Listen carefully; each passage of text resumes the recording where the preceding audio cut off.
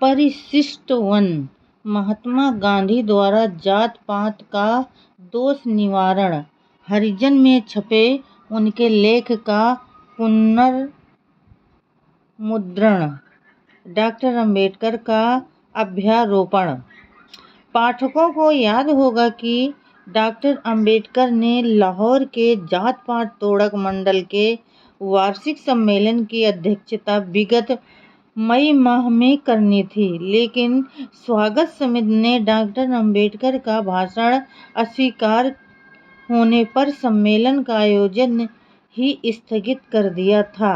अपनी पसंद के अध्ययन का भाषण आपत्तिजनक पाए जाने पर उसे स्वागत समिति द्वारा अस्वीकार करना कहाँ तक न्यायसंगत, जबकि उस भाषण पर प्रश्न उठाने के अवसर खुले थे। समिति जात पात और हिंदू धर्म ग्रंथों के बारे में डॉक्टर अंबेडकर के दृष्टिकोण से परिचित थी।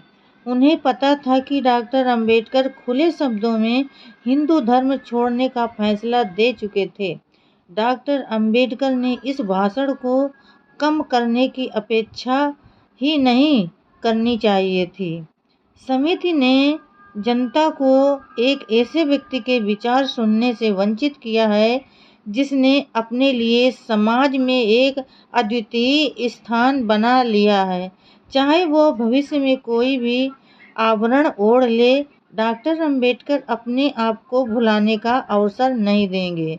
स्वागत समिति डॉक्टर अंबेडकर को पराजित नहीं कर पाई। उन्होंने ये भाषण अपने खर्चे पर प्रकाशित करके प्रत्युत्तर दे दिया है।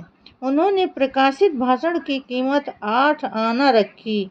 मेरा सुझाव है कि इसकी कीमत घटाकर 2 आना नहीं तो कम से कम 4 आना कर दी जाए। कोई भी सुधारक इस भाषण की उपेक्षा नहीं कर सकता। रूढ़वादी लोग इसे पढ़कर लाभान्वित होंगे। इसका तात्पर्य ये नहीं है कि भाषण पर आपत्ति उठाने का अवसर खुला नहीं है। डॉक्टर अंबेडकर हिंदू धर्म के लिए एक चुनौती हैं। एक हिंदू के रूप में उनका पालन पोषण हुआ। एक हिंदू राजा द्वारा पढ़ाए गए, लेकिन वो तथाकथित सवर्णों से घृणा करते हैं क्योंकि उन्होंने उनके स्थान एवं उनके लोगों के साथ इतना दुर्व्यवहार किया है कि डॉक्टर अंबेडकर ने उसी धर्म को छोड़ने का फैसला कर लिया है जो सबकी सामूहिक धरोहर है। उन्होंने अपनी घृणा को उस धर्म के मानने वालों के एक हिस्से के विरुद्ध मोड़ दिया है, लेकिन इस पर आश्चर्य नहीं होना चाहिए। आखिर किसी व्यवस्था या संस्था की परख उसके प्रतिनिधियों के व्यवहार से की जा सकती है। इसके अतिरिक्त डॉक्टर अंबेडकर ने पाया कि सवर्ण हिंदुओं के बहुमत ने अपने धर्मावलंबियों के साथ उनको अछूत मानकर धर्मशास्त्रीय आधार पर अमानवीय व्यवहार किया है, और जब उन्होंने खोज की तो छुआछूत और उसके उपलक्षणों को मारने वालों के विरुद्ध बहुत अधिक प्रमाण उन्हें मिले। भाषण के लेखक ने अपने कथन के समर्थन में अध्याय और श्लोकों के प्रमाण देकर 3 आरोप लगाए हैं। पहला, अमानवीय व्यवहार करना। दूसरा, अत्याचार करने वालों ने निर्लज्जता से उसे सही बताया। और तीसरा, ये कहना कि धर्मशास्त्रों में ऐसे व्यवहार को उचित माना गया है। कोई भी हिंदू जो अपनी आस्था को जीवन से अधिक मानता है, वो दोषारोपण के महत्व को कम करके आकलन नहीं कर सकता है। डॉक्टर अंबेडकर इस अमानवीय व्यवहार से घृणा करने वाले अकेले व्यक्ति नहीं हैं, लेकिन वो इसके सबसे अधिक दृढ़ प्रतिवादक है तथा इसका प्रतिपादन करने वालों में सबसे योग्य व्यक्ति हैं। भगवान का धन्यवाद है कि अगली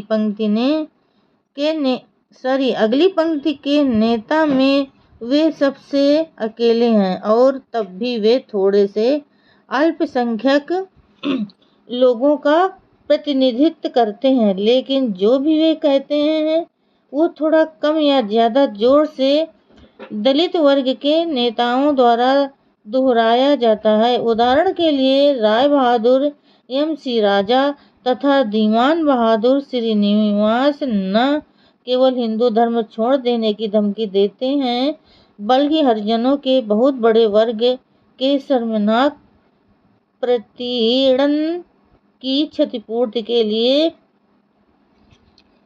इसको उत्साहजनक पाते हैं। हम ये नहीं कह सकते हैं कि यह तथ्य ध्यान देने योग्य नहीं है, क्योंकि कई नेता डॉक्टर अंबेडकर के कथन की अवहेलना कर हिंदू बने रहेंगे। सवर्णों को अपनी मान्यता तथा व्यवहार को सही करना होगा। सवर्णों में जो विद्वान हैं तथा प्रभावशाली हैं, उन्हें धर्मशास्त्रों की आकृति तथा सही व्याख्या करनी होगी।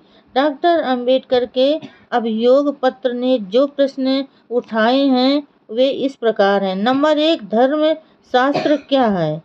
नंबर 2, क्या छपे हुए मूल पाठ को धर्म शास्त्रों का अंगभूत हिस्सा माना जाए या इसके किसी हिस्से को अनधिकृत रूप से अस्वीकार माना जाए? नंबर 3, छुआछूत, जात प्रतिष्ठा की समानता, रोटी बेटी के संबंध के प्रश्न पर धर्मशास्त्रों के मान्य व परिशोषित अंश का क्या उत्तर दिया जाए? तो फ्रेंड्स, आज के लिए बस इतना ही। कल फिर मिलेंगे अगले नए वीडियो के साथ। तब तक के लिए फ्रेंड्स, जय भीम, नमो बुद्धाय।